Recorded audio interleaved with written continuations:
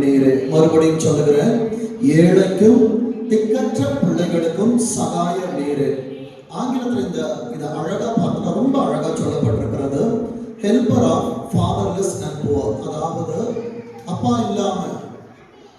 இல்லை அப்படின்னும் போது அந்த குடும்பத்தில் ஒரு கணவனை இழந்திருக்கிறார்கள், ஆண்டவரே ஏழையா இருக்கிறார்கள், அவர்களுக்கு சகாயர் யார் என்று பார்க்கிறதான நேரத்தில் இன்றைக்கு திருச்சபையை நாம் கைவிடப்பட்ட நிலைமையில் இருந்தாலும் யார் எனக்கு உதவி செய்ய முடியும் என்கிறதான நிலையில் நாம் காணப்பட்டாலும் மறுபடியும் சொல்லுகிறேன், கர்த்தர் நமக்கு சகாயராய் இருப்பார். தீங்கு சேதப்படுத்தாதபடிக்கு நம்மை பாதுகாப்பார்.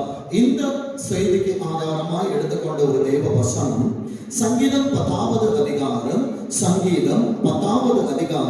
14வது வசனத்தை நாம் வாசிக்க கேட்போம்.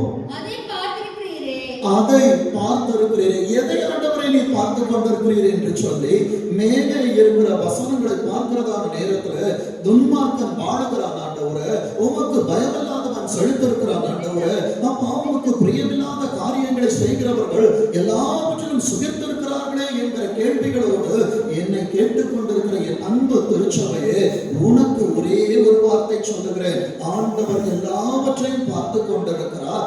மேலே சொல்லப்பட்ட துன்மார்க்கன் செய்கிறதான கொடுமையான காரியங்களை அவர் பார்த்து கொண்டிருக்கிறார் என்றால் அவன் திருந்த வேண்டும் என்று அவர் தருணத்தை கொடுத்து கொண்டிருக்கிறார். ஆனால் உனக்கும் எனக்கும் அவனால் சேதம் வரக்கூடாது என்று சொல்லி அவர் சகாயராய் வருகிறார். வேதம் சொல்லுகிறது, அதை பார்த்திருக்கிறீரே, உபத்திரவத்தையும் குரோதத்தையும் கவனித்திருக்கிறீரே. என் அன்பு தேவ பிள்ளையே, என் வாழ்க்கையில் நடைபெறுகிற காரியங்கள் ஆண்டவருக்கு தெரியுமா?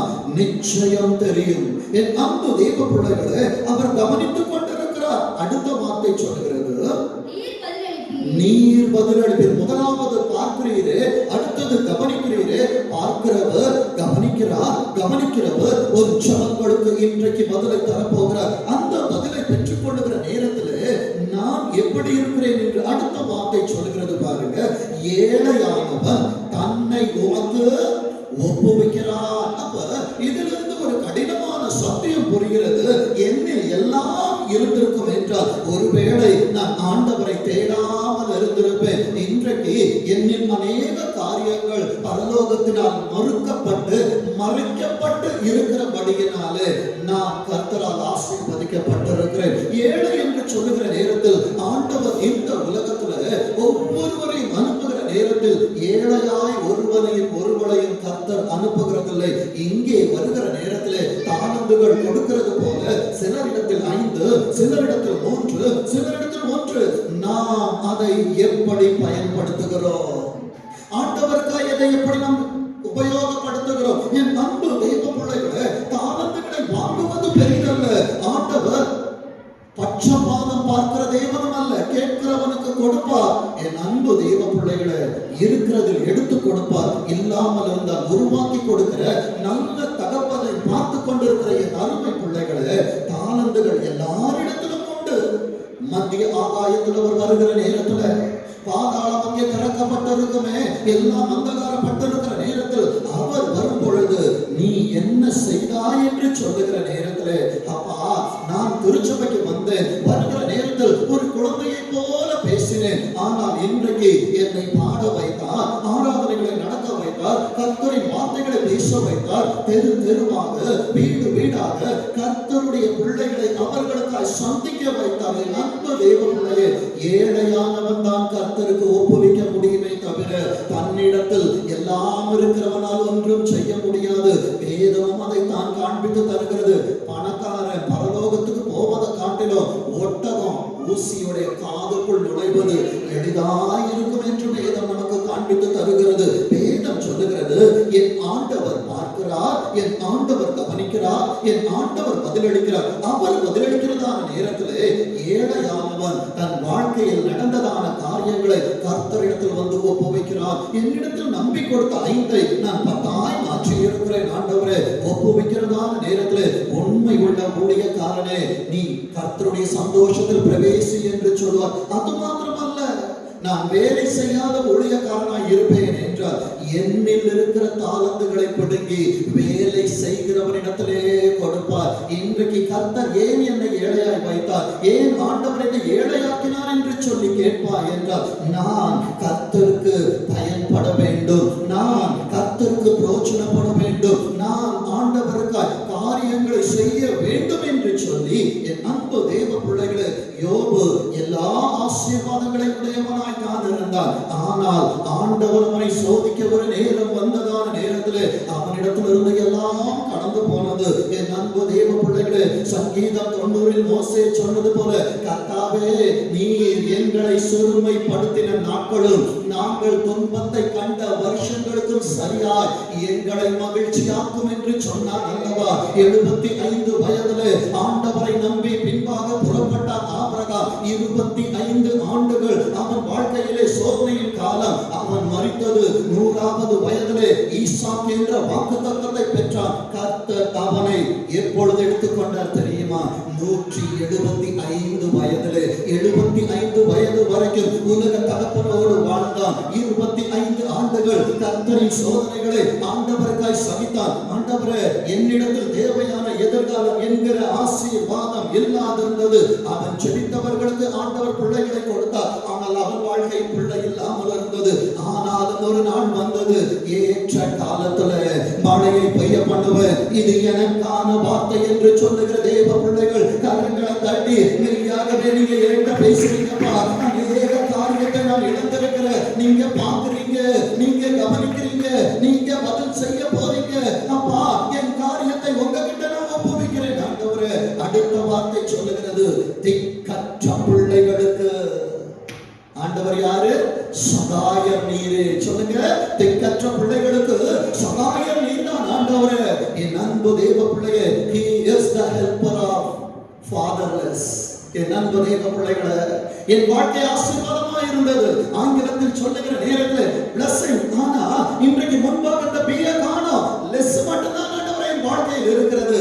உன் வாழ்க்கையில் லெஸ் இருக்கும் என்றால் சிலுவை என்கிற பிளஸ் முன்பாக போட்டுப்பார். இன்று முதல் உன் வாழ்க்கையிலே கர்த்தர் ஆசீர்வாதங்களை நதியை போல் பாய செய்கிற தேவனாய் இருக்கிறார். என் அன்பு தேவ பிள்ளைகளே, முதலாவது இந்த ஏழைகளை குறித்து பார்ப்போம். அடுத்தது கர்த்தர் அனுமதித்து நேரம் இருக்கும் என்றால் திக்கற்ற பிள்ளைகளின் காரியங்களை தியானிப்போம். வேதம் சொல்லுகிறது, நீதிமொழிகளிலே 22ஆம் அதிகாரம், நீதிமொழிகள் 22:22 சொல்லுகிறது, ஏழையாய் இருக்கிறான். அவன்கிட்ட வேதம் மாத்திரம் தான் இருக்கு. அவன் அடிச்சா யாரும் கேட்க மாட்டாங்க, அவனை திட்டுனா யாரும் கேட்க மாட்டாங்க. கைவிடப்பட்டு மனம் நொந்த ஸ்திரீயை போல் இருக்கிறவளே, கர்த்தர் உன்னிடத்தில் பேசிக் கொண்டிருக்கிறார். ஆதரவுகள் இல்லாமல் வார்த்தைகளை கேட்டுக் கொண்டிருக்கிற திருச்சபையே, என்ன செய்வேன் என்கிற கேள்வி ஆண்டவர் உன்னிடத்தில் தான் பிரத்யட்சமாய் பேசுகிறார். நாளைய தினம் ஆண்டவரே எனக்கு இருக்குமா என்கிற நிலையோடு உட்கார்ந்திருக்கிற தேவ சபையே, வார்த்தை உனக்கானது. ஏழையா இருக்கிறான் என்று ஏழையை கொள்ளையிடாதே, சிறுமையானவனை நியாயஸ்தலத்தில் உபத்திரவப்படுத்தாதே. அவங்களுக்கு யாரும் கேட்க மாட்டாங்க, என்ன வேணாலும் பேசலான்னு சொல்லிட்டு உட்கார வைத்து அவதூறுகளை உன்னிடத்திலே பேசிக் கொண்டிருக்கிற உலகத்தின் மத்தியில் இந்த பாதையை கடந்து கொண்டிருக்கிற தேவ பிள்ளையே, ஏசப்பாவா கையை பிடிச்சிட்டு ஒரு ப்ராமிஸ் பண்றாங்க. 23வது வசனம் சொல்லுகிறது, கர்த்தர் அவர்களுக்காய் வழக்காடுவார். இப்ப சொல்லுங்க, எனக்காய் ஒருவர் வழக்காடுவார். நீங்க நினைக்கிறீங்க உலகம் செஞ்சதை ஒருவேளை ஏசப்பா சொன்னது போல, பிதாவே இவர்களுக்கு மன்னியும் என்று சொல்லி அவர் சொன்ன அடிச்சுவடைகளில் நடக்கிற திருச்சபையை நீ மறந்து மன்னித்திருக்கலாம். ஆனால் உனக்கான வழக்கு இன்னும் பரலோகத்தில் நிலுவையில் இருக்கிறது. என் அன்பு தேவ பிள்ளையே, இந்த வழக்கு உலக கோர்ட்டில் அல்ல, பரலோக கோர்ட்டிலே உன் கண்ணீர் கீழே வர வர உன் பெருமூச்சு தேவனுடைய சன்னிதானத்திற்கு போக போக உன் வழக்கை ஆவியானவர் பரலோகத்திற்கு கொண்டு போகிறார். அங்கே அது வாசிக்கப்படுகிறது. மொர்தெகாயே, நீ செய்த காரியங்கள் தேவ சமூகத்திலே வாசிக்கப்பட்டு கொண்டிருக்கிறது. எத்தனை பேர் நம்புறீங்க? ஏசப்பா தீர்க்க தரிசனமா என்கிட்ட பேசுறாங்க. மனுஷன் அபகரித்தது, நான் ஏமாந்தது, என் வாழ்க்கையிலே நான் உடைக்கப்பட்டது, என் ஆண்டவர் பரலோகத்தில் எனக்கு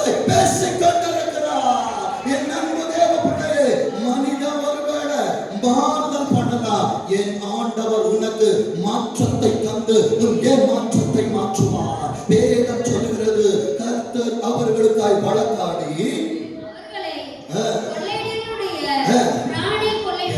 தேவப்பிள்ளை நீ மறந்திருக்கலாம், பரலோகம் மறக்காது. விதைச்சிட்டாங்க, விதைகள் கீழே விழும் என்றால் அதற்கு மேனியை ஆண்டவர் கொடுப்பார். விதைகள் நல்ல நிலத்தில் விழுந்த விதைகளாய் நீ விதைத்துக் கொண்டிருப்பாய் என்றால் உன் தலைமுறைகள் அதை அறுக்கத்தக்கதாய் அம்மைக்கு கொலிக்கு மடியில் சரிந்து விழ ஆண்டவர் தருவார். அல்லேலூயா சொல்லுவோமா?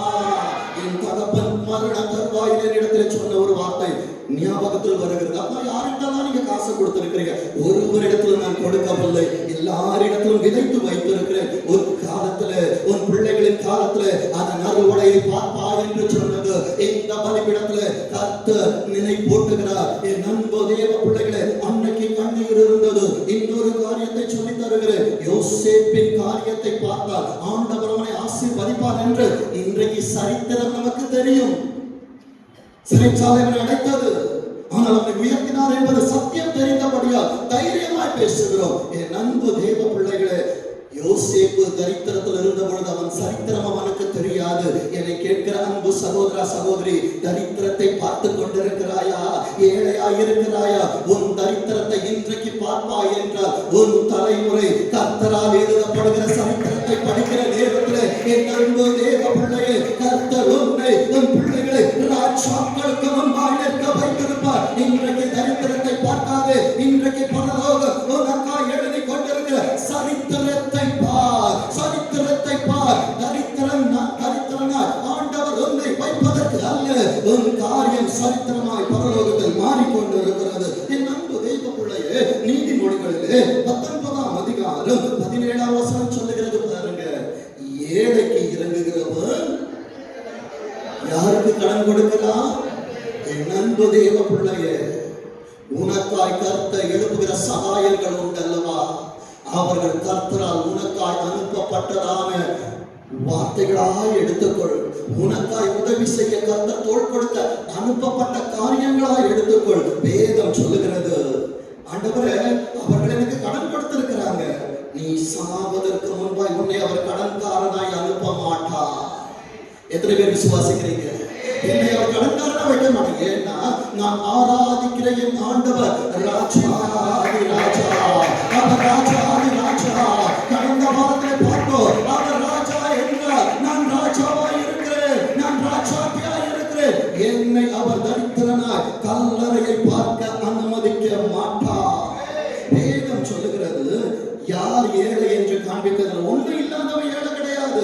வேதம் சொல்லுகிறது, 1 ராஜாக்கள் 17ஆம் அதிகாரம் 13வது வாக்கியம் சொல்லுகிறது, அப்பொழுது எலியா அவளை பார்த்து, என் அன்பு தேவ பிள்ளையே, வார்த்தை உன்னை தேடி வருகிறது என்றால் பயப்படாதே என்கிற பதம் வேதத்தில் 365 முறை கொடுக்கப்பட்டிருக்கிறது. ஒரு வருடத்திற்கு 365 நாட்கள் இருக்கும் என்றால் ஆண்டவர் ஒரு நாளும் உன்னை அவர் விட்டு விலகவே இல்லை. அவர் கூடவே இருக்கிறார். உன் காரியங்களை அவர் பார்த்துக் கொண்டே இருக்கிறார். He is the helper of fatherless and poor. வேதம் சொல்லுகிறது, நீ போய் உன் வார்த்தையின்படியே ஆயத்தப்படுத்து. என் அன்பு தேவ பிள்ளைகளே, வேதம் சொல்லுகிறது, நீ எதை விதைக்கிறாயோ அதைத்தான் உன்னால் அறுக்க முடியும். அவள் விதைத்த வார்த்தை என்னவென்றால், நானும் என் குமாரனும் சாப்பிட்டு செத்து போக 2 விறகை பொறுக்கிக் கொண்டிருக்கிறேன். இங்கே 2 விதைகள் விதைக்கப்படுகிறது. ஒன்று, நான் எனக்காக என் பிள்ளைக்காக ஆயத்தம் பண்ண விறகு பொறுக்குகிறேன். இன்னொரு விதை, நானும் அவனும் சாப்பிட்டு செத்து போக 2 விதைகள் ஒரே நிலத்தில் விழுகிறது. வேதம் சொல்லுகிறது, அவன் சொல்லுகிறான், ஆனாலும் முதல் அதில் எனக்கு ஒரு சிறிய அடையை பண்ணி என்னிடத்தில் கொண்டு வா. என் ஆண்டவர் பரலோகத்தை விட்டு எனக்காய் தரித்திரராய் இந்த உலகத்திற்கு வந்தார் அல்லவா? என் ஆண்டவர் சொல்லுகிறார், முதலாவது தேவனுடைய ராஜ்யத்தையும் நீதியும் தேடுங்கள், அப்பொழுது இவைகளை நான் உனக்கு தருவேன் என்று. என் அன்பு தேவ பிள்ளையே, எலியா இங்கே ஏழையாக இருக்கிறான், ஊழியக்காரன் ஏழையாக இருக்கிறான். எப்படி என்று சொல்லி கேட்கிறாயா? ராஜாக்களுக்கு முன்பாக நிற்பதற்கு வல்லமை கொண்டவன் எலியா. எதை கேட்டாலும் ஆண்டவர் தருகிற எலியா. ஆனால் அவன் வாழ்க்கையிலும் கர்த்தர் ஒரு தரித்திரத்தை அனுமதித்தார். அவனை ஒழித்திருக்க வைத்தார். காகங்களை அனுப்பினார், காகங்களை நிறுத்தினார். கேரி ஆற்றும் கரையிலே தண்ணீரும் வற்றி போனது. ஆண்டவர் திக்கற்ற பிள்ளைகளை வாழ வைக்க வேண்டும் என்றால் என் ஆண்டவர் யாரையும் ஏழையாக்குவார். உன்னை வாழ வைக்க என் ஆண்டவர் ஏழையா இந்த உலகத்திற்கு வந்தார். நான் சொல்லுகிற சத்தியம் ஆவிக்குரிய கண்ணோட்டத்தோடு நீ இந்த வசனத்தை அணுகுவாய் என்றால் கர்த்தர் உன்னோடு நீ நடந்து வருகிற காரியங்களை உனக்கு கோடிட்டு காண்பிப்பார். ஆண்டவரே நான் எல்லாத்தையும் செஞ்சுட்டு வந்துகிட்டோம். என் அன்பு தேவ பிள்ளையே, அவர் எப்படி கடைசி மூச்சு வரைக்கும் மறுதளிக்காமல் உனக்காய் எனக்காய் காரியங்களை செய்தாரோ, நான் அவருக்கென்று சொல்லி அவர் என்னை நம்பிட்டாங்கன்னு வச்சுக்கோங்க. அதுக்கப்புறம் என் ஆண்டவருடைய ஆசீர்வாதத்தை ஒருவராலும் தடுக்க முடியாது. அவன் சொல்லுகிறான், என்னிடத்திலே கொண்டு வா, பின்பு மறுபடியும் சொல்லுகிறேன், கர்த்தருடைய ஆலயத்திற்கு வந்த பின்பு உன் காரியத்தை செய். உன் பிள்ளைகளுக்கு பெண்ணோ கணவனோ பாக்குறீங்களா, முதலாவது ஆண்டவர்கிட்ட வச்சுட்டு அதுக்கப்புறம் ஊழியக்காரர்கிட்ட சொல்லுங்க. எந்த காரியமா இருந்தாலும் ஆண்டவர் முதன்மை பட வேண்டும், தேவ சமூகம் முதன்மையா இருக்க வேண்டும். அதை தான் வேதம் காண்பித்து தருகிறது. இன்றைக்கு என்னை கேட்கிற என் அன்பு சபையே, இன்றைக்கு நான் தேவ ராஜ்யத்தை இரண்டாவது வைத்து என் குடும்பத்தை முன்பாய் வைத்திருப்பேன் என்றால் உலகத்திலே வாழலாம், பரலோகத்திலே வாழ முடியாது. இங்கே ஆக்சிஜன் கிடைக்கும், அங்கே நித்திய ஜீவன் கிடைக்காது. வேதம் சொல்லுகிறது. 16வது வசனத்தை வாசிக்க பார்ப்போம். மறுபடியும் சொல்லுகிறேன், இன்றைக்கு திருச்சபையில உனக்கு இருக்கிற ஊழியக்காரன் உனக்கு எலியாவா இருக்கலாம். உன்னை பெற்ற தாய் தகப்பன் உனக்கு எலியாவா இருக்கலாம். உன்னை நடத்துகிறவர்கள் உனக்கு எலியாவா இருக்கலாம். எழுதி கொள்ளுங்கள். ஒருவேளை வயசாகி இருக்கும், ஒருவேளை அவர்களிடத்தில் ஒன்றும் இல்லாமல் இருக்கும். என் அன்பு தேவ பிள்ளையே, பேதுரு சொன்னது போல வெள்ளியும் என்னிடத்தில் இல்லை, பொன்னும் என்னிடத்தில் இல்லை, என்னிடத்தில் இருக்கிறதை உனக்கு கொடுக்கிறேன். நீ எழுந்து நட. இன்றைக்கு எழும்ப முடியாமல் கர்த்தருடைய ஆவிக்குரிய காரியத்திலே காரியங்களை செய்ய முடியாமல் இருக்கிற அன்பு சகோதரா சகோதரி, கர்த்தருடைய வார்த்தை உனக்காய் வருகிறது. எழுந்திரு, வேதத்தை படி, ஆண்டவருக்காய் நின்று. கர்த்தர் உன்னை நோக்கி பார்த்து கொண்டிருக்கிறார். வேதம் சொல்லுகிறது, கர்த்தர் எலியாவை கொண்டு சொன்ன வார்த்தையின்படியே உன் ஆத்துமாவிலே கர்த்தருடைய வார்த்தை குறையாது. மாவென்பது ஆத்துமா, அடுத்தது உன் கலசம் என்பது ஆண்டவர் உனக்காய் சிந்தி கொடுத்த ரத்தம். என் அன்பு தேவ பிள்ளையே, பரலோகத்திற்கு போகிற நேரத்தில் உன் மண்பாண்டத்திற்குள் இருக்கிற பொக்கிஷத்தை சத்துருவால் சேதப்படுத்த முடியாது. அது செலவழிந்து போகாது. அவள் செய்தார். நீ போய் கொண்டு வான்னு சொன்னா அவன் கொண்டு வந்தால் ரிசல்ட் என்ன தெரியுமா? என் அன்பு தெய்வ பிள்ளைகளே, 17வது வசனத்தை 2 விதையை காமிச்சு தந்தல்ல. 17வது வசனத்தை வாசிங்க.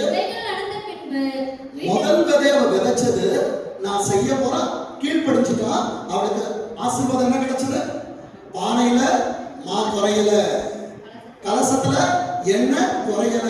என் அன்பு தேவ பிள்ளைகளே, கர்த்தருடைய ஆராதனைக்கு வா என்று சொல்லுகிற நேரத்தில் உன் வாழ்க்கையின் ஆசீர்வாதங்கள் குறையாது. கர்த்தருடைய பாதத்தில் அமருகிற நேரத்தில் அவரால் உனக்கு வைக்கப்பட்ட வாக்குத்தத்தங்கள் உன்னை சுற்றி அது நிழலிட்டுக் கொண்டிருக்கும். வேதம் சொல்லுகிறது. 17வது வசனத்தை வாசிங்க.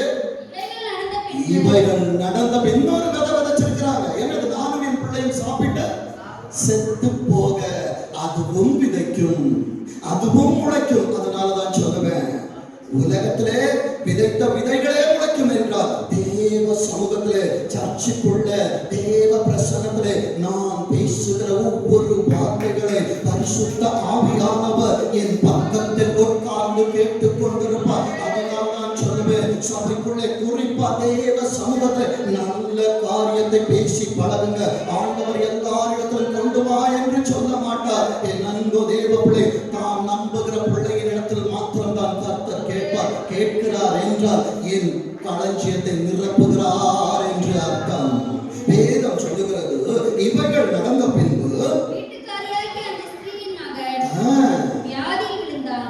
அவங்க கேட்டதுதான், நாங்க சாப்பிட்டு சாகணும், வியாதி வந்துருச்சு. அடுத்த வார்த்தை சொல்லுகிறது, அந்த வியாதி எங்க கொண்டு போய் விட்டுச்சு பாத்தீங்களா? நானும் என் மகனும் சாப்பிட்டு செத்து போக. என் அன்பு தேவ பிள்ளையே, அதனாலதான் அப்பா பேச்ச கேட்கணும், அம்மா சொல்றதை கேட்கணும். சாட்சி நின்று பேசிக்கொண்டு இருக்கிறது எல்லா பிள்ளைகளும் ஓடுது. என் பிள்ளை மட்டும் ஏன் உட்கார்ந்து, என் பிள்ளை மட்டும் ஏன் ஓடுறான்? ஆண்டவர் உட்கார வச்சாரு, நடக்க முடியல. இன்றைக்கு நடக்க வைத்திருக்கிறார் என்றால் நான் செய்த தவறை சுட்டி காட்டுகிற நல்ல தகப்பனை நாம் ஆராதித்துக் கொண்டிருக்கிறோம். என் அன்பு தெய்வ பிள்ளையே, வேதம் எப்படிப்பட்டது தெரியுமா? நல்லதை மாத்திரம் கேட்பது வேதம் அல்ல.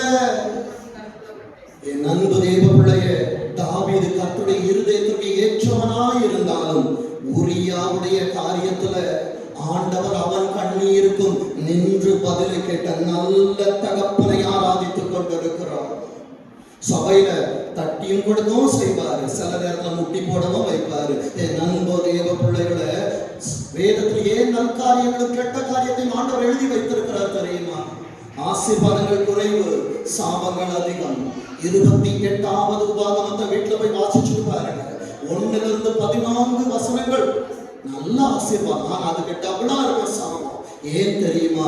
மனிதன் கர்த்தரிடத்தில் பயபக்தியாய் இருக்க வேண்டும். பயம் இல்லாமல் போகும் என்றால் பாதாள வாயை திறந்திருக்கும் அவன் என்று தெரிந்து கொள்ள வேண்டும். அவன் பேசுகிற வார்த்தைகளுக்கு அவன் கணக்கு கொடுக்க வேண்டும் என்பதை அவன் அறிந்து கொள்ள வேண்டும். இங்கே அவள் சொன்ன அறிக்கை, அவள் வாழ்ந்திருக்கிறாள், அவளிடத்தில் எல்லா காரியங்களும் இருக்கிறது, அவள் சாப்பிடுகிறாள், ஏழையாய் வந்ததான எலியா சாப்பிடுகிறான், அவன் வீட்டால் சாப்பிடுகிறார்கள், எல்லாம் நன்றாய் போய்கொண்டிருக்கிற நேரத்திலே நாம் மறந்து விடுவோம். விதைத்த விதைகள் நமக்கு மறந்து போகும். பரலோகம் மறக்காது. அது ஒரு நாளுக்கு தண்ணி ஊத்தும். தண்ணி ஊத்துற நேரத்துல அது மரமாய் மறைக்குது. அப்ப நம்ம என்ன கேட்போம் தெரியுமா? ஆண்டவரே, என் பிள்ளை வாழ்க்கையில பிரச்சனை வந்துச்சு. யோசித்துப்பா, பிள்ளையை குறித்து நீ சொன்ன வார்த்தை, என் பிள்ளைக்கு வேலை கிடைக்கல நீ பேசுனது, என் பிள்ளைக்கு கல்யாணம் நடக்கல நீ சொன்னது, ஏதாவது என் அன்பு திருச்சபையே மனம் பதறியோ கதறியோ சொல்லி இருப்பனா இப்ப சொல்றேன். என் அன்பு தேவ பிள்ளையே, உங்க பிள்ளைகளை ஆசீர்வதித்து பழகுங்க. உங்க பிள்ளைகளுக்கு நல்ல வார்த்தைகளை கொடுத்து பழகுங்க. சபிச்சிடாதீங்க, சபிச்சிடாதீங்க. என் அன்பு தேவ பிள்ளையே, வேதம் சொல்லுகிறது பாருங்க, அந்த ஸ்திரீயின் மகன் வியாதியில் விழுந்தா. விழ வச்சது யாரு? வார்த்தை. வார்த்தையானவர்கிட்ட விழுந்துருங்க. அப்பா, நான் விழ வச்சுட்டேன்னா மறுபடி எடுத்து நிக்க வைக்க முடியாது. மூச்சு போச்சுன்னா போயிருச்சு. அப்பா, நான் தப்பிதமாய் பேசின காரியங்களை மன்னிங்க. எத்தனை பேர் சொல்ல போறீங்க? இது ஆண்டவரே என் அறிக்கையின் நேரமா இருக்கட்டும். ஆண்டவரே, அப்பா, என் கர்ப்பத்தை குறித்து நான் பேசி இருக்கலாம், என் கர்ப்பத்தின் பிறப்பை குறித்து பேசி இருக்கலாம், ஏன் எனக்கு இது பாரமா இருக்குன்னு சொல்லலாம். இப்ப ஏசப்பாட்டு சொல்ல, மன்னிங்கப்பா சொல்லுங்க, மன்னிங்கப்பா. அவர் மன்னிச்சிருவாருங்க. இதுக்குதான் அவர் வெயிட் பண்றாரு. நீ விதைச்ச விதைய நீ தான் எடுத்து போட முடியும். வேதம் சொல்லுது பாருங்க, வேதம் சொல்லுகிறது, அவனுடைய சுவாசம் போகும் மட்டும் அவனுடைய வியாதி அதிகரித்துக் கொண்டே இருந்தது. நல்லா கவனிங்க. விதை கொஞ்சம் கொஞ்சமா வளர தெரியாது, அதுல பூ வளர தெரியாது. இன்னைக்கு வாழ்க்கை ரொம்ப ஆசீர்வாதமா இருக்க மாதிரி இருக்கும். ஒரு நாள் கீழே விழுந்துடும். என் அன்பு தேவ பிள்ளைகளை, நீதிமான் 7 தரம் விழுந்தார். அதுதான் 7 நாள் விழுந்தார். ஏசப்பா தூக்குவாங்க. ஆனா ஏசப்பா இல்லாம ஒரு நிமிஷம் நீ டிராவல் பண்ணணும்னு நினைச்சா சத்ருவனை கொள்ளையாடிச்சு போயிடுவான், அவனை வேட்டையாடிச்சு போயிடுவான். வேதம் சொல்லுகிறது, அவனுடைய சுவாசம் போகும் மட்டும் அவனுடைய வியாதி அதிகரித்துக் கொண்டே வந்தது. 18வது வசனம் சொல்லுகிறது, அப்பொழுது அவள் எலியாவை நோக்கி, தேவனுடைய மனுஷனே, என் அன்பு தேவனுடைய, வேதம் சொல்லுகிறது. இப்பதான் கேட்போம், ஆண்டவரே நான் சர்ச்சுக்கு வந்தேன், நான் காணிக்கை கொடுத்தப்பா, நான் ஃபாஸ்டிங் பிரேயர் வந்த, ஆண்டவரே ஏன் ஆண்டவரே ஏன்பா என் வாழ்க்கையில இப்படி நடக்குது? ஏன் நடக்கிறது என்றால், சத்துரு நாளைக்கு உன் கையை நீட்டி நீ தப்பு பண்ணிட்டேன்னு சொல்லக்கூடாது. யோசுவாவோ என்றால் தேவனுடைய சமூகத்திலே அழுக்கு வஸ்திரம் தரித்தவனாய் நின்று கொண்டிருந்தான். அவனுக்கு விரோதம் செய்ய சத்துரு அவன் வலது புறத்தில் நின்றான். சட்டையில ஒரு அழுக்குதான், அதுக்காகவே எனக்கு யோசுவா வேணும்னு வந்துட்டான். ஆண்டவர் என்ன சொன்னார் தெரியுமா? அவன் வஸ்திரங்களை களைந்து போடு. இதுதான் நல்ல தகப்பன். நீ என்ன பாவம் பண்ணியிருந்தாலும் சரி, பழைய பாட்டில் ரத்தம் கொடுக்கப்படவில்லை, ஆட்டுக்குட்டி அடிக்கப்பட்டது.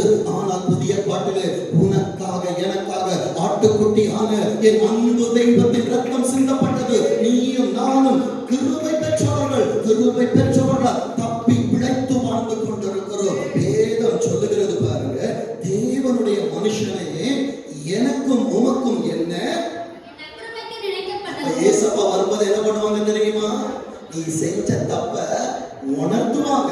இந்த மாதத்தின் வாக்குத்தத்தம் கண்டுபிடித்தா அவனை உணர்த்தினார். கண்டித்து உணர்த்துகிற தெய்வம் தான் நாம் ஆராதித்துக் கொண்டிருக்கிறோம். வேதம் சொல்லுகிறது, என் அக்கிரமத்தை நினைக்க பண்ணவும் என் குமாரனை சாக பண்ண. உண்மையா சாக பண்ணது யாரு?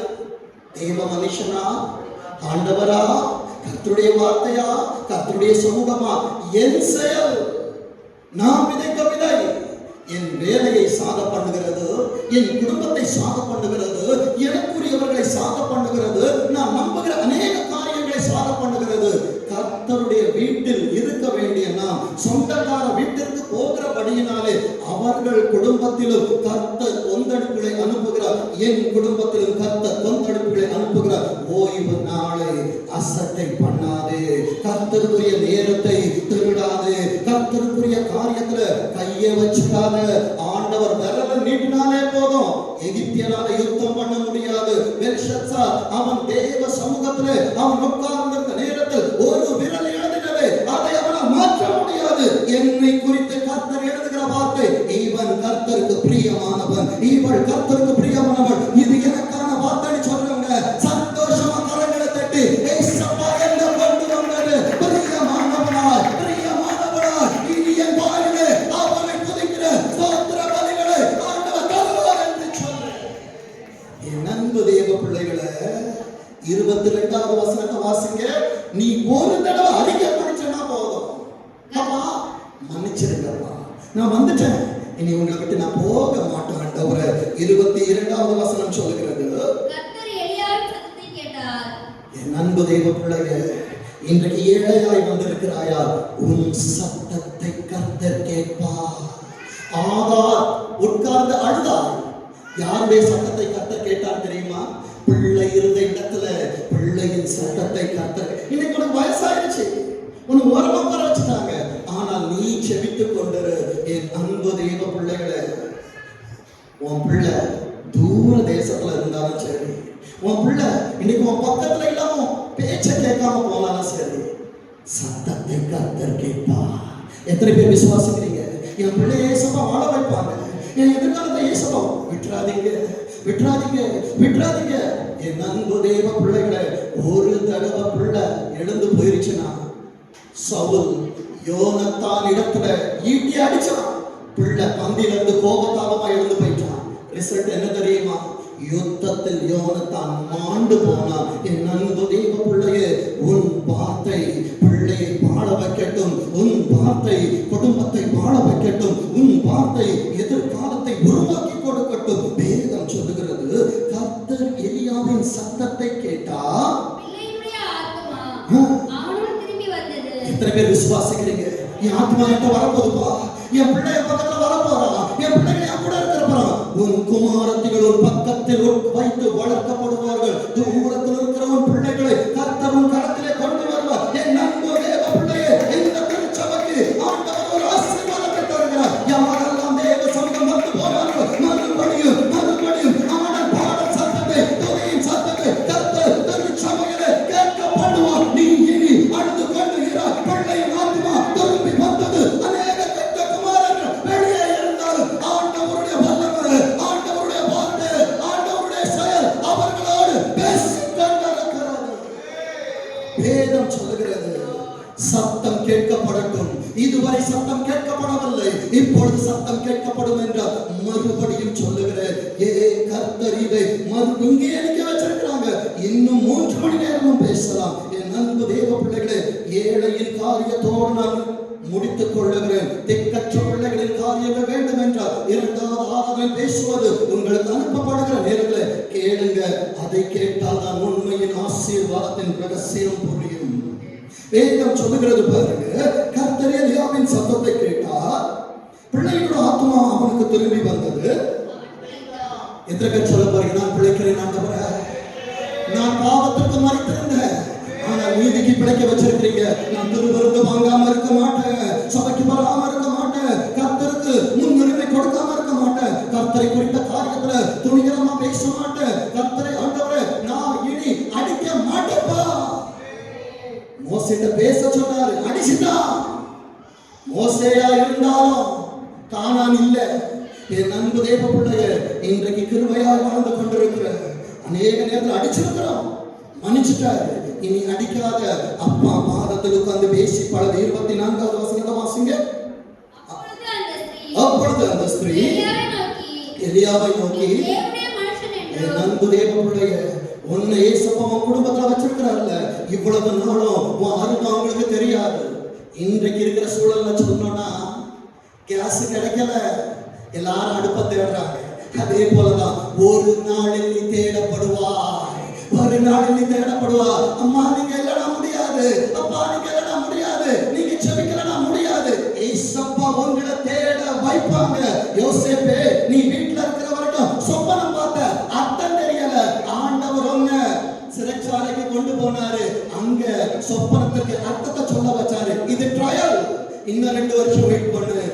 பார்வோனை கூட்டு அனுப்புவான். பார்வோனுடைய சொப்பனத்தையே கர்த்தர் உன்னை சொல்ல வைப்பார், கர்த்தர் உன்னை தேட வைப்பார். இன்றைக்கு ஏழையா இருக்கிற, திக்கற்ற பிள்ளையா இருக்கிற, சிறைச்சாலையில் அடைக்கப்பட்டிருக்கிற சூழ்நிலையால ஒன்னும் பேச முடியாம உட்கார்ந்திருக்கிற, உனக்கான டைம் வரும், உனக்கான டைம் வரும். நீ கர்த்தருடைய தேவ ஊழியக்காரன் என்று கர்த்தர் விளங்க பண்ணுவான். நாளானது அதை விளங்க பண்ணு, நாளானது அதை விளங்க பண்ணு. அழிந்து போகிற பொண்ணே அக்கினியில போடும்போது சுத்த பொன்னாய் வருதுன்னா, என்னை ஆண்டவர் அக்கினியில் போட்டிருக்கிறார் என்றால், என்னை சுத்த பொன்னாய் நிறுத்துகிற நேரத்தில் அன்றைக்கு நான் சொல்லுவேன், என் ஆண்டவர் சகலத்தையும் அதன் காலத்துல நேர்த்தியாய் செய்து முடித்திருக்கிறார். இப்ப சொல்லுங்க, என் ஆண்டவர் செய்ய நினைத்தது ஒருபோதும் தடைப்படாது. சொல்லுங்க, ஒருபோதும் தடைப்படாது. அவள் சொல்லுகிறார், நீ தேவனுடைய மனுஷன். சொல்லுங்க, நான் ஆண்டவருடைய மனுஷன், நான் ஆண்டவருடைய பிள்ளை. திருச்சபையே, என்னை கேட்கிற அன்பு சபையே, உன்னை ஒதுக்கி இருக்கலாம், உன்னை வேண்டாம்னு சொல்லி இருக்கலாம், உன்கிட்ட ஒண்ணும் இல்லைன்னு தூரம் போட்டிருக்கலாம். ஒரு நாள் வரும், இந்த சமுதாயம், இந்த குடும்பங்கள், உனக்கு எதிராக இருக்கிற பிள்ளைகள் சொல்லுவார்கள், நீ தேவனுடைய மனுஷன் என்று. அடுத்த வார்த்தை, இவ்வளவு நாளும் ஐயோ அவங்க பேசினா வேண்டாம் பேசாதீங்க, ஐயோ ஒரு வார்த்தை பேச மாட்டீங்களா? என் தகப்பன் இருந்தவரை அவர்கள் பேசின வார்த்தைகள், ஆனா இன்னைக்கு அப்பா நீங்க இல்லையே. என் அன்பு தேவ பிள்ளையே, நீ தேவனுடைய மனுஷன் என்றும் உம்முடைய வாயிலிருந்து, அப்ப வாயிலிருந்து என்ன பண்ணுது?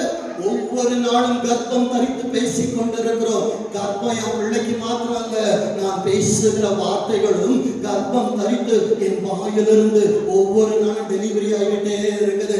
அந்த டெலிவரி அரகுற டெலிவரியா இருக்குதா, நல்ல டெலிவரியா இருக்குதா? அரகுறனா என்ன தெரியுமா? எனக்கு இந்த நாள்ல இந்த டைம்ல என் பிள்ளைய நான் வெளியே எடுத்துடணும், அடுத்து எடுத்துருங்க. இது அரகுற. நல்லது என்ன தெரியுமா? பரிபூர்ணமாக்கப்பட்டு 10 மாதங்கள் உள்ள இருந்து நல்லா ரெஸ்ட் எடுத்து, நீ போய் ஏசப்பா வெளியே அனுப்புவாரு, தாங்கள் நான் வெளியே வாங்கணும். இதுதான் நல்ல வார்த்தை. வேதம் சொல்லுகிறது, உன்னுடைய வாயிலிருந்து பிறக்கும் வார்த்தை கர்த்தரின் வார்த்தை உண்மை என்றும் இதனால் இப்போது அறிந்திருக்கிறேன் என்றார். உன்னை குறித்து அறிகிற நாட்களை கர்த்தர் கொண்டு வருவார். கர்த்தர் தருகிற ஆசீர்வாதத்தின் வார்த்தை எடுத்து வைத்துக் கொள்ளுங்கள். சங்கீதம் 12ஆம் அதிகாரம், சங்கீதம் 12ஆம் அதிகாரம் 4வது வசனம் 5வது வசனத்தை வாசிக்க கேட்போம். சங்கீதம் 12:4-5. அவர்கள், என் அன்பு தேவர்கள், அதுக்கு மேல இருக்கிறவர்கள் அவர்கள் யாருன்னு அவர்கள் என்ன சொல்றாங்களா? நம்ம பார்த்து, எங்கள் நாவுகளினால் மேற்கொள்ளுவோம் என்பது நிகழ்காலமா எதிர்காலமா? எதிர்காலம். உனக்கு விரோதமா யுத்தம் பண்ணுவார்கள், ஆனாலும் உன்னை மேற்கொள்ள மாட்டார்கள் என்பது அந்த காலத்தில் விளங்கும். வேதம் சொல்லுகிறது, எங்கள் நாவுகளால் மேற்கொள்ளுவோம். எங்க உதடு நாங்க என்ன வேணாலும் பேசுவோம், உலகம் பேசுறாங்க, நீங்க பேசிடாதீங்க. உதட்டுல இருந்து ஒவ்வொரு வார்த்தை, மரணமும் ஜீவனும் எங்க இருக்குது? நீங்க அதுல எதை பிரியப்படுறியோ அதை நீ பெற்றுக்கொள்ளுவேன். நான் நல்ல சம்பளம் வாங்குவேன், தருவா. எனக்கு நல்ல குடும்பம் இருக்கும், தருவா. என் பிள்ளைகள் தலைத்தோங்கி இருப்பாங்க, தலைக்க வைப்பார். என் பிள்ளைகள் சீரும் சிறப்புமா இருப்பாங்க, சீரும் சிறப்புமா இருக்க வைப்பார். கர்த்தர் உன்னை வாழ வைக்கிற நேரத்தில் கர்த்தரை மறக்காமல் எச்சரிக்கையாயிரு. அவர் சமூகத்திற்கு வருவதற்கு எச்சரிக்கையாயிரு, அவரோடு பேசுவதற்கு எச்சரிக்கையாயிரு. எல்லாம் கிடைச்ச உடனே டாட்டா பை பை சொல்லிட்டு போனா அவர் குட் பை சொல்லிட்டு போயிருவார். வேதம் சொல்லுது, எங்கள் உதடுகள் எங்களுடையது, யார் எங்களுக்கு ஆண்டவர். ஆண்டவர் நல்ல சம்பளத்தை கொடுத்துட்ட உடனே ஆண்டவருக்கு தெரியாது எனக்கு எவ்வளவு கஷ்டம் இருக்கு. நமக்கு நிறைய ஆண்டவனை கொண்டு வந்துடுறோம், நிறைய பேரை உள்ள கொண்டு போய் வச்சு ஒன்றும் இல்லாத இந்த நேரத்திலே ஆண்டவர் மாத்திரம் என்று சொன்ன உதடுகள் இன்றைக்கு எல்லாம் வந்த உடனே இது நாங்கள் சம்பாதித்தது, நாங்கள் பெற்றுக்கொண்டது, எங்கள் கை சொல்லிடாதீங்க. கர்த்தர் கொடுத்தது. தன்னிடத்திலிருந்து எல்லாம் எடுபட்ட நேரத்திலும் யோபு சொன்னது என்ன தெரியுமா? கர்த்தர் கொடுத்தார், கர்த்தர் எடுத்தார். அதே போலதான் ஆசீர்வாதங்கள் வருகிற நேரத்தில் உங்க கரத்துல வாங்கணும்பா, உங்க கரத்தில் தருகிறோம் என்று சொல்லி அவருக்கு கொடுத்து பழகுகிற பிள்ளைகளாயிருங்க. அவருக்கு கொடுப்பதுல என்னைக்குமே ஐயோ ஏசப்பாக்கு கொடுக்கறதுனால என் ஐயமே கட்ட முடியலையே, ஏசப்பாக்கு கொடுக்கறதுனால என் வீட்டுப்பாடு தயவு செஞ்சு சொல்லிடாத. ஏசப்பா எப்படி எலியாவை கொண்டு விதவைகளிடத்தில் கேட்டாரோ எல்லாம் அநேக விதவைகள் இருந்தார்கள். ஒரு வாரம் மெசேஜ் கேட்டோம், சரப்தாவில் அநேக விதவைகள் இருந்தாலும் எலியா சாரிபாத்தூர் விதவை கிட்டதான் அனுப்பப்பட்டான். இன்றைக்கு இந்த வார்த்தைகளை உனக்கு கொடுக்கும்படி கர்த்தர் என்னை அனுப்பி இருக்கிறார் என்றார். உன்னை ஏசப்பா இன்னும் நம்புறாங்க. நான் கொடுக்கறதுனால நான் காட்சி அடைஞ்சு போயிருவானா?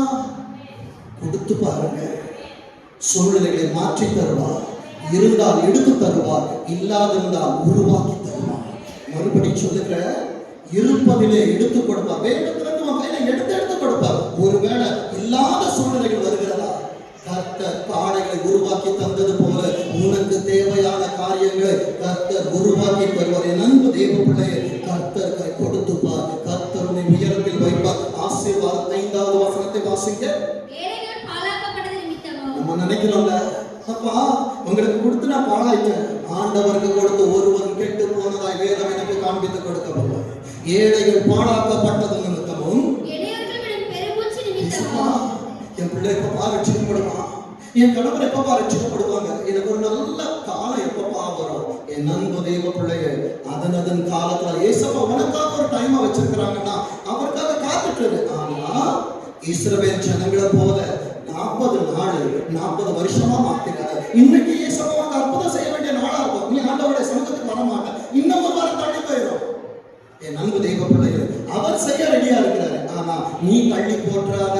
வேதம் சொல்லுகிறது, நான் ஏசப்பா உனக்கு கொடுக்கிற வார்த்தை. எல்லாரும் வலது கரத்தை உயர்த்தி வச்சுக்குவாங்க, எல்லாரும் வலது கரத்தை உயர்த்தி வச்சுக்குவாங்க. ஏசப்பா சொல்றாங்க, நான் இப்பொழுது எழுந்து, ஏசப்பா எழுந்தாங்கன்னா உன் கையை பிடிச்சு தூக்குவாங்க, உன் படுக்கையை எடுத்துக்கொண்டு நடு. 38 வருஷம் ஒருத்தர் உதவி செய்யல. ஆனா பதஸ்தா குளக்கரையில ஒருவர் வந்தார். அவர் கேட்டார், நீ சுகமாக விரும்புகிறாயா? இன்றைக்கு ஆண்டவர் வந்த கையை பிடிச்சு கேட்க, உனக்கு என்ன செய்யணும்? வேதம் சொல்லுகிறது, நான் இப்பொழுது எழுந்து அவன் மேல் எது சீரும் தெரியுமா? பாம்பு. சாத்தா சீருமா? சீருகிறவர்களா உள்ள பாம்பை கொண்டு வந்தான். அநேக தேவ பிள்ளைகள் வாழ்க்கையில் அநேகரை கொண்டு வருவது போல திருச்சபைய உன் வாழ்க்கையில் அநேக பாம்புகள் வரும். அவர் சிலுவையில தலையை நசுக்கிட்டாரு, அதுக்கு பல்லு கிடையாது, பயம் மட்டும் தான் காட்டும். நீ பயப்படுவன்னு சொல்லிட்டு தான் செய்தியை தொடங்கும் போதே சொன்னார், பயப்படாத. சொல்லுங்க, பயப்பட மாட்டேன். சொல்லுங்க, பயப்பட மாட்டேன். வேதம் சொல்லுகிறது, அவர் மேல் சீருகிறவர்களுக்கு அவனை பார்த்து யெகோவா ரஃபா. ஆராதனையில கேட்டது நல்ல ஆராதனை. சுகம் தரும் தெய்வமே, தொடங்கினா முடிப்பதும் முடிக்கிறார். காப்பா, சுகமாய் இருக்கப்படுவேன் என்று நான் அல்ல, கர்த்தர் சொல்லுகிறார். இப்ப சொல்லுங்க, என்னை கொண்டு கர்த்தர் பேசுவார், எனக்காக பேசுவார். ஆண்டவர் என்னை சுகமாய் இருக்க பண்ணுவார். அப்படியே இருந்த இடத்துல கண்களை மூடுவோமா? அவர் என்னை பார்த்தார், எனக்காக எழுந்து வந்தார், என் காரியங்களை ஜெயமாய் மாற்றினார். எனக்கு விரோதமாய் சீருகிற எல்லா காரியங்களுக்கு என்னை சுகமாய் தங்க பண்ணுகிறார். என் அன்பு பிள்ளைகளோடு கர்த்தர் பேசுங்கப்பா. என் பிள்ளைகளோடு இருந்து கர்த்தர் பெரிய காரியங்களை செய்யுங்க. நீங்க அப்படி நடத்துங்க. இயேசு கிறிஸ்துவின் மூலமாக ஜெபிக்கிறோம். ஜெபம் கேளும் ஜீவனுள்ள நல்ல பிதா.